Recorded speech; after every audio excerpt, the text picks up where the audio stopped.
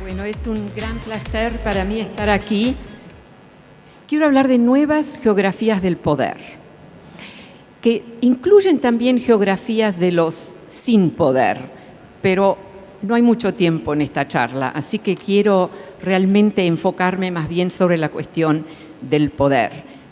Y una manera de pensarlo es que hoy en día, dentro de nuestras territorialidades, se instalan otras, digamos, espacios operacionales que no son visibles, pero operan, y operan con mucha fuerza. El mundo de las finanzas, de las altas finanzas, es un buen ejemplo. No es el único, yo quiero manejar algunos. Como digo aquí, estas inserciones son una especie de inserciones territoriales que no están necesariamente fuera de la ley, pero solamente representan a la ley parcialmente. Y manejan operaciones, digamos, que no bien, para las cuales no hay ley aún. Yo encuentro, y hay toda una serie de estos espacios operacionales, yo encuentro que esta es una nueva modalidad, es una emergente cambio, digamos. Entonces, una cuestión interesante es cómo cambian los sistemas complejos hoy en día. No cambian simplemente cambiando todo. A menudo lo que pasa es que capacidades que se originan en un momento histórico pasan a otra formación, pero no lo anuncian. Entonces, estos espacios operacionales tienen un poco esa modalidad. Hay mucha cosa extranjera ahí, no son simplemente nacionales. Hay mucho transnacionalismo, pero no es tan visible. Y hay también, por ejemplo, estoy segura que algunos de ustedes conocerán el caso, los dark pools in finance, no es mi título ese, no sé cómo se diría en español eso, pero estos son redes financieras y de acuerdo a la Banca Central de Estados Unidos representan hasta el 70% de todo el financial trading, pero son cerrados. O sea que la Banca Central de Estados Unidos no sabe lo que está pasando. Así lo dijo Bernanke cuando se fue de esa banca. Entonces, esto representa una forma extrema de uno de esos espacios operacionales que están en muchos países, que no son visibles, donde la ley existente no logra manejar. Y de ahí también sale un segundo punto importantísimo. No son como los viejos imperios europeos. O sea, los franceses querían toda África y además querían que todos aprendieran francés en África. Estas modalidades no les interesa nada de eso. Llegan, sacan y se van. Y un buen ejemplo muy, muy reciente es el caso es un caso chino. Aquí no para, digamos, darle con todo a los chinos. Eso no es mi intención para nada. Se compraron un gran terreno detrás de Río de Janeiro, donde había mucha mina. Compraron la mina, operaron la mina, pusieron los hospitales, porque siempre traen a sus trabajadores, pusieron toda una serie de viviendas, etcétera. Crearon una carretera que va al mar y desarrollaron un puerto. No pidieron nada del gobierno brasilero. Y cuando terminan de extraer todo lo que hay en esa mina, se van y lo dejan todo. No les interesa. Y eso es la formación que se ve por toda África. Y no son solamente los chinos, son unas 15 nacionalidades muy importantes y unas 120 corporaciones. En realidad son números limitados esos. Uno diría que eso se podría por ahí cambiar si uno quiere cambiarlo. Pero representan tanta capacidad, tanta nueva modernidad, que se vuelve un poco más alarmante. Entonces aquí lo que quiero hacer hincapié es que estas son formaciones muy parciales que se insertan dentro de estos territorios nacionales. Y repito, no están en violación de la ley, pero van más allá de la ley. Y no tenemos ley todavía para manejarlo. Aquí hay muchas cosas que decir, pero no las voy a decir. Les quería dar algunos casos específicos. Ya mencioné el caso de los dark pools en finance. Ahí he escrito muchísimo sobre eso, hay mucho que decir. Quiero repetir una frase que dijo Bernanke, que era el anterior jefe de la Banca Central de Estados Unidos. Él dijo que esto representa... él fue el que dijo que representa el 70% del financial trading. Y él dijo además, y nosotros no sabemos lo que pasa ahí. Estos dark pools están en muchos países. Es una red digital. Aquí quiero recuperar un punto importante. Necesita territorialidad. Mismo si es una necesidad mínima, la necesita. Y una de las cosas que se ve aquí, que no importa cuán digital el proceso, cuánto poder tiene, cuánto control tiene sobre lo que está manejando, necesita ese momento territorial.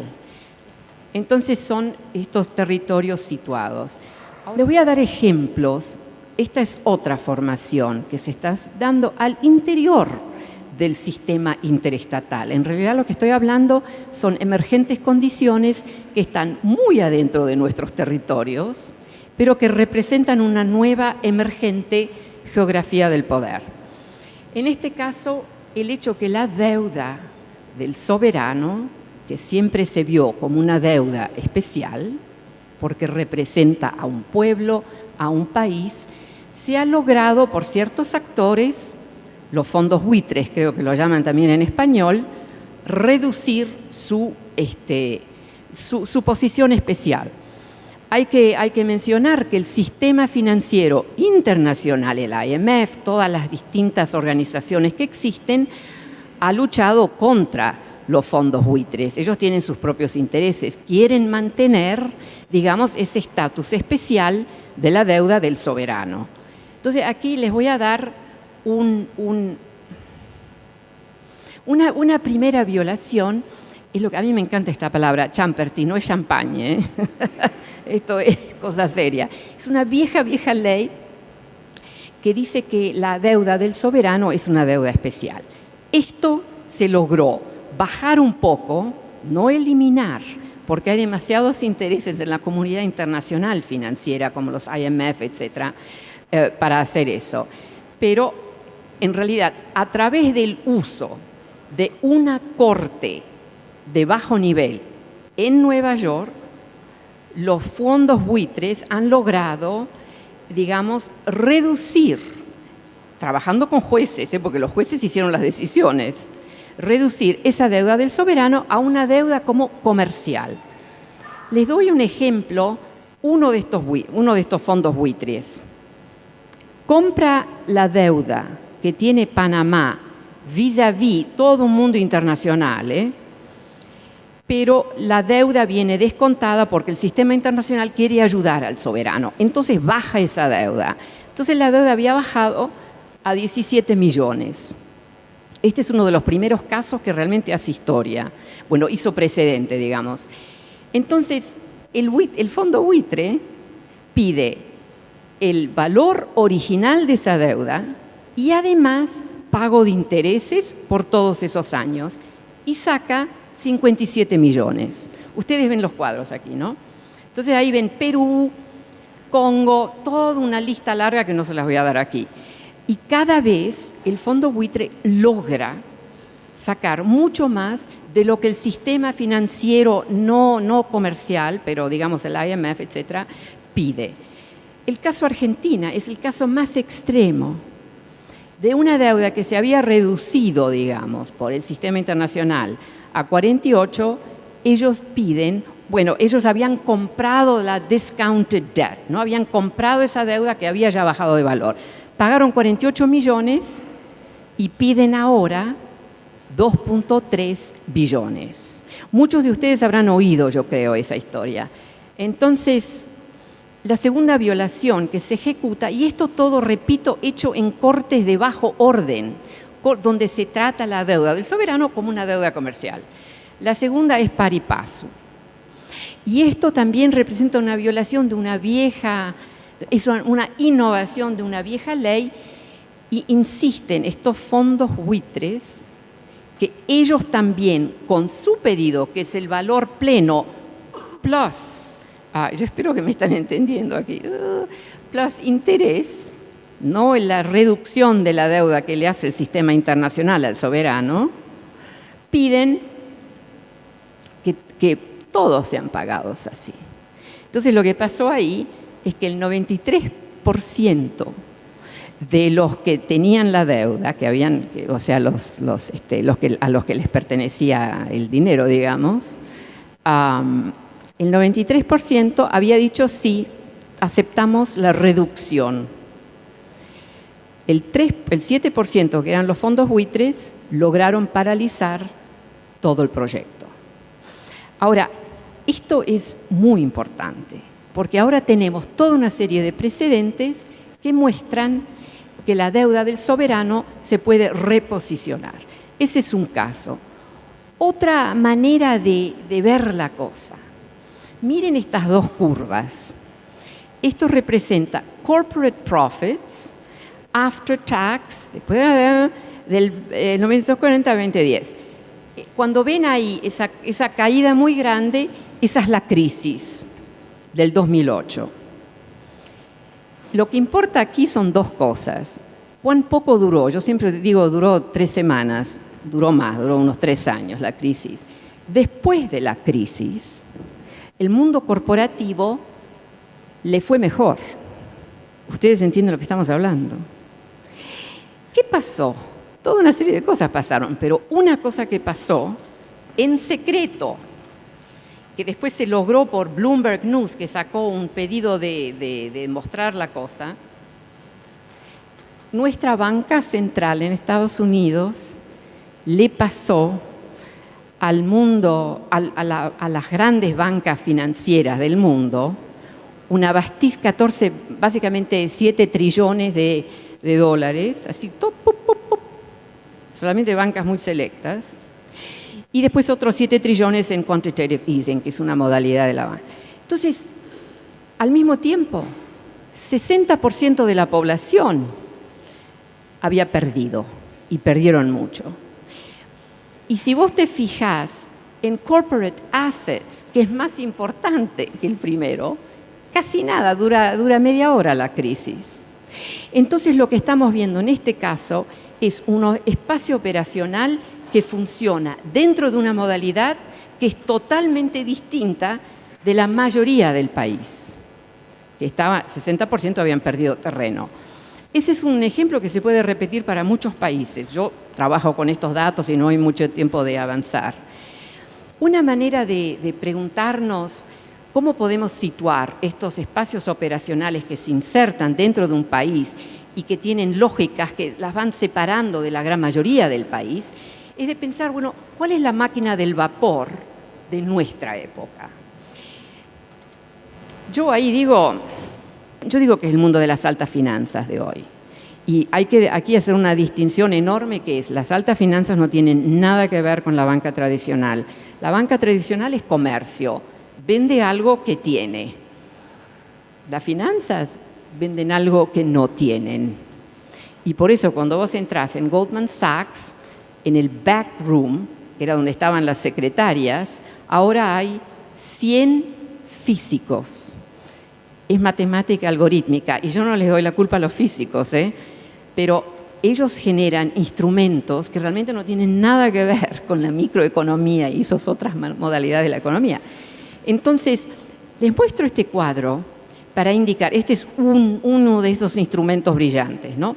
Ustedes fíjense en la curva de crecimiento de esto. En 6 años, del 2001 al 2007, fue de menos de 1 trillón, bueno, ¿qué dice ahí? 919 billones. ¿Saben lo que son billones? No sé cuántos ceros, varios ceros. A 62 trillones. Ustedes piensen, ¿Qué sector logra eso? Y yo me fijé en otros sectores. No existe. Ahora, cuando yo veo 62 trillones, yo digo, ¿y eso qué es? Hay que interpelar esas cifras, hay que decir, ¿qué estoy viendo? 62 trillones era más o menos en ese entonces una parte bien grande del Global GDP. O sea, el Global GDP de todos los países del mundo. 62 trillones era una parte muy pequeña del valor total de las finanzas medidas en la medida tradicional, que es Outstanding Derivatives. Entonces, eso estaba en unos 600 trillones y eso era solamente 62 trillones. O sea, entre los trillones de las altas finanzas y el GDP, que es la medida que usamos nosotros, digamos así, para medir algo de la economía de un país, una distancia enorme. Y yo también me pregunto a ese punto, bueno, si yo me fijo, por ejemplo, en todas las currencies, ¿no? Las monedas que salen de bancas centrales de todo el mundo. ¿Cuál es porque eso es, digamos, dinero en el sentido de money. Era también menor que los 600 trillones, era una cosa como 230 trillones. Mientras que el valor de las finanzas estaban en 600 trillones. Hoy en día, ese valor de las finanzas es más de un cuadrillón. El Global GDP del mundo es mucho menos, son unos 200 trillones. Entonces uno realmente tiene que empezar a interrogar, por eso yo digo que vende algo que no tiene. Estos son los dark pools, que como ustedes ven, la Europa también los tiene. Esto domina hoy en día una gran parte de lo que es el financial trading. Y son secretos, son propiedades privadas de bancas muy distinguidas, y hay largas colas de bancas también muy distinguidas que quieren entrar y no los dejan entrar. Así que estos son esos espacios operacionales, digamos, que se dan al interno.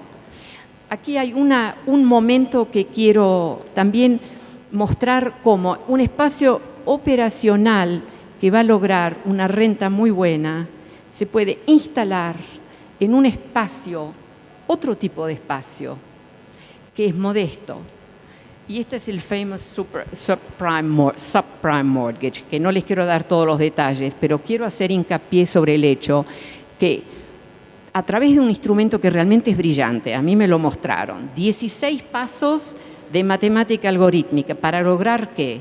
Para lograr que más de 14 millones de pequeñas casitas de muy poco valor se instalaran en otro espacio y se transformaran en assets. Assets es una abstracción. Para que se pudiera hacer un asset-backed security. Se perdió mucho dinero entre esa gente, esos modestos. Y ahora el instrumento es ilegal, lo declararon ilegal la banca central en Estados Unidos. Pero se hicieron billones, todos los que perdieron fueron los que se quedaron un poco con los instrumentos en vez de vendérselos al siguiente. Y Alemania, ahora este instrumento ha entrado en Europa, en China y en India. Y es un instrumento brillante, porque sacan un asset-backed security sobre el cual construyen toda una serie de cosas. Entonces, en Alemania, que es uno de los países que tiene más, hay 1 millón, ese cuadro sigue en realidad, hay más de 1 millón de hogares, eso puede ser 4 millones de personas, 5 millones, que han sufrido ese mismo instrumento. El mismo proceso de utilizar una formación física, etcétera, material, está pasando con la compra de grandes propiedades en unas 100 ciudades. Yo estoy estudiando esto. Y han acumulado un valor financiero muy importante, que es que esas 100 ciudades que estoy estudiando representan el 76% de todo lo que es propiedad. Pero estos son edificios muy grandes, muy de lujo, muy de gran calidad, pero que están financializados. Esto no es simplemente propiedad, es un instrumento financiero que circula. Y si uno se toma todos los real estate assets, son 217 trillones. Y eso es el 60% de todo lo que son global assets. O sea, esos son sistemas, instrumentos financieros, pero que tienen un valor físico ahí metido, ¿eh? Así que, pero se aumenta ese valor enormemente. Estamos hablando de cantidades que realmente pertenecen, ese es otro circuito, porque, repito, el global GDP son unos 200 trillones. Una manera de pensar un futuro que contiene 2 espacios operacionales, chic to chic, es esta imagen, las gran periferias y lo que no les hablé hoy, que es esta enorme construcción y compra de grandes propiedades, etc. Esta es una imagen muy dramática. Todos los que fueron echados de su tierra, estamos hablando millones cada año, 3 o 4 millones de smallholders, propietarios de pequeñas tierras, que han sido echados, que son en el subglobal especialmente historias invisibles, porque lo primero que hacen es se van a las grandes ciudades, se van a los slums. Pero el crecimiento urbano que se habla tanto es en parte una expulsión masiva que está pasando. Entonces yo creo que una manera quiero terminar con esta imagen, es que este es uno de esos formatos del futuro. Y cuando eso se instala de manera muy significativa en un país, eso tiene repercusiones, tiene efectos, digamos, negativos. Y si no hay tierra, construimos la periferia sobre el agua. Muchas gracias.